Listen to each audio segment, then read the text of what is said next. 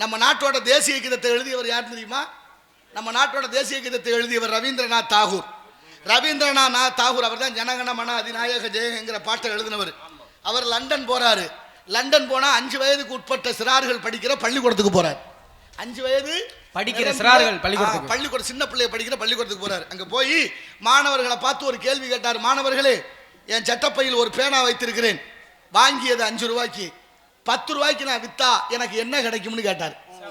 5 ரூபாய்க்கு பேனா வாங்கினேன், 10 ரூபாய்க்கு வித்தா என்ன கிடைக்கும்னாரு.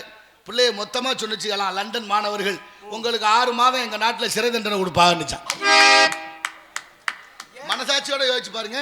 5 ரூபாய்க்கு வாங்கின பேனாவை 10 ரூபாய்க்கு வித்தா நம்ம லாபம் தான் கிடைக்கும்னு சொல்லுவோம். ஆமா. ஆனா அந்த பிள்ளை என்ன சொன்னாங்க? 6 மாதம் சிறை தண்டனை கிடைக்கும் என்றார்கள். அப்ப வாங்கிய விலையை விட கூடுதலாக விற்கிறது அவன், அது தப்பு, அது தவறு என்பதை உணர்த்தி சொல்லி கொடுத்துருக்காங்க பாட புத்தகத்துல. இங்க அப்படியா இருக்கு பாட புத்தகத்துல? இங்க அப்படியா சொல்லி கொடுத்துருக்கிறோம். அதனாலதான் மாணவர்களும் சரி ஆசிரியர்களுக்கு இந்த ஒற்றுமை எவ்வளவு விரிசடைஞ்சு போய்கிட்டு இருக்கு. எந்த பிள்ளையும் யாரும் எதுவும் கேட்க முடியல, அப்பா அம்மாவே பேச முடியல, அந்த அளவுக்கு மாறிட்டோம். இந்த மாற்றம் மிக ஆபத்தானது என்பதை என் அறிவில் சிறந்த பெரியோர்கள் சிந்தித்து பார்க்க வேண்டும். நல்ல பிள்ளை, எந்த குழந்தை நல்ல குழந்தை தான் மண்ணில் பிறக்கையிலே அவர் நல்லவராவது தீயவராவதும் அன்னை வளர்ப்பினிலே என்ற ஒரு கதை இருக்கு. தாயப்பழ புள்ள நூலை போல சேலை, மண்ணு எப்படியோ அப்படித்தான் வளரக்கூடிய பயிரோட தரம் இருக்கும்.